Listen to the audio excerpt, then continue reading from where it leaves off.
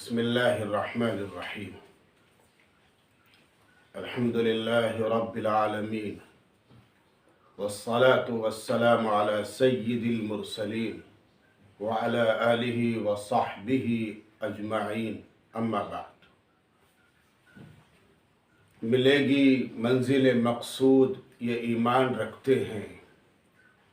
ملے گی منزل مقصود یہ ایمان رکھتے ہیں. ہم اپنی رہنمائی کے لیے قرآن رکھتے ہیں. وفاداری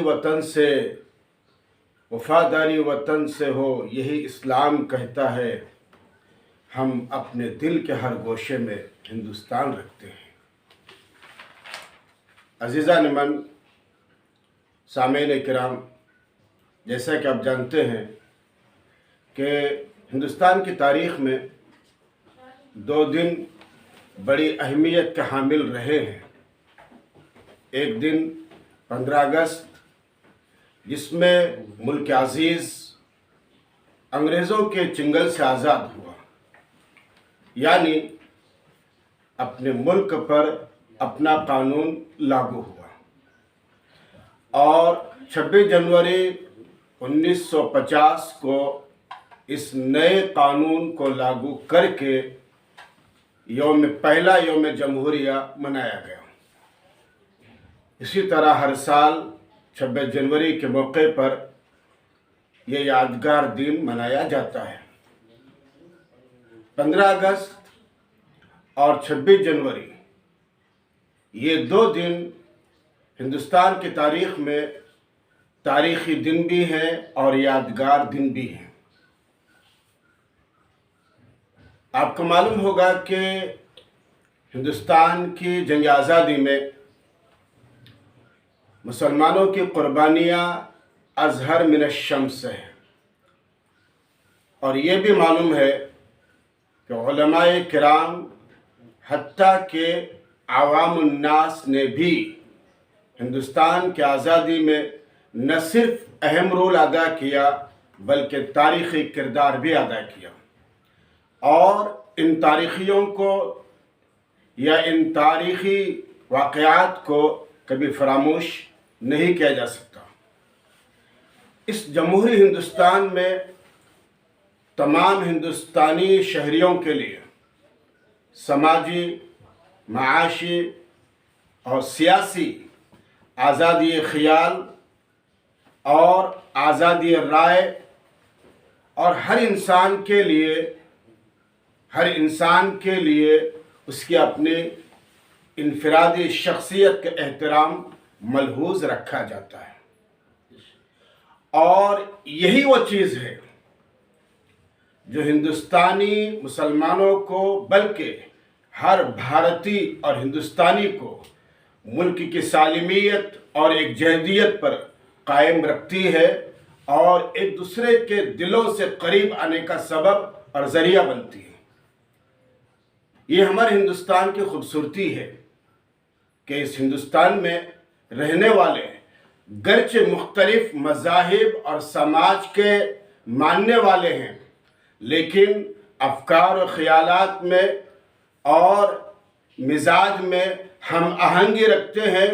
اور یہی ہندوستان کی خوبصورتی ہے. یہاں کی رنگا رنگی تہذیب اور کلچر یہ ہندوستان کی پہچان ہے.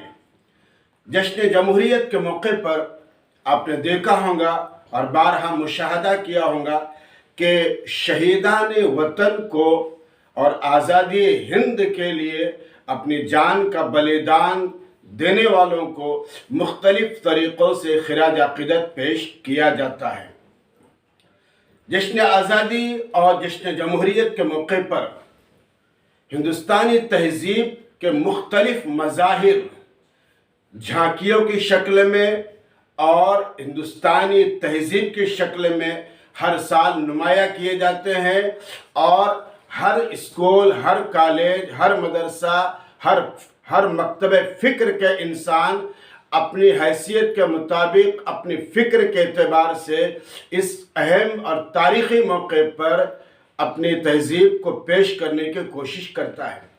جہاں تک ہم مسلمانوں کا تعلق ہے تو ہم مسلمانوں کے لیے خوشی کا موقع اور مسرت اور شادمانی کا موقع اس لیے بھی ہے کہ ہمارے اسلاف اور بزرگوں نے برادران وطن کے ساتھ مل کر انگریز کے قبضے سے ہندوستان کو آزاد کرایا، اور ہم مسلمانوں کے لیے اس لیے بھی خوشی کا موقع ہے کہ ہمارے اکابر اور مشائخ نے مسند تدریس سے ہٹ کر ہندوستان کے آزادی کے لیے وہ سب کچھ پیش کیا جو اس وقت ضروری تھا۔ اس لیے ہم ہمارے بزرگوں کی یاد میں ہندوستان کے آزادی اور 26 جنوری کے موقع پر خوشی اور مسرت کا اظہار کرتے ہیں۔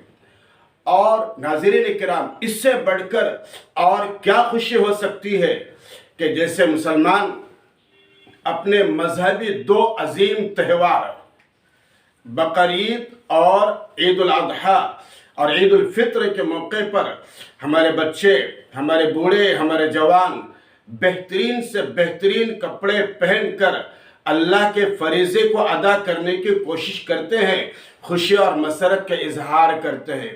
بالکل منہ عن اسی طرح سے مسلمان جنگ آزادی یوم 15 اگست اور 26 جنوری کے موقع پر بھی، ان 2 اہم تاریخی یادگار موقع پر بھی زرق برق بہترین چمکدار لباس پہن کر خوشی اور مسرت کا اظہار کرتے ہیں۔ یہ اس بات کی کھلی دلیل ہے کہ مسلمان اپنے وطن عزیز سے محبت کرتا ہے، مسلمان اپنے ہندوستانی قانون سے محبت کرتا ہے، مسلمان اپنے ہندوستانی سنویدھان کا احترام کرتا ہے، قانون کا احترام کرتا ہے، ہندوستانی کورٹ کا احترام کرتا ہے، اور ہندوستانی ہر اس قانون کا احترام کرتا ہے جو اس کو ایک دوسرے کے دل سے ملانے کا سبب اور ذریعہ بنتا ہے۔ اور اسلام نے اس بات کی طرف اشارہ کیا ہے کہ ہم سب کچھ ہو سکتے ہیں، انسانیت کے ناطے ہم ہر ایک نہ صرف ایک کا ساتھ دیں گے بلکہ ساتھ میں کھڑے بھی رہیں گے۔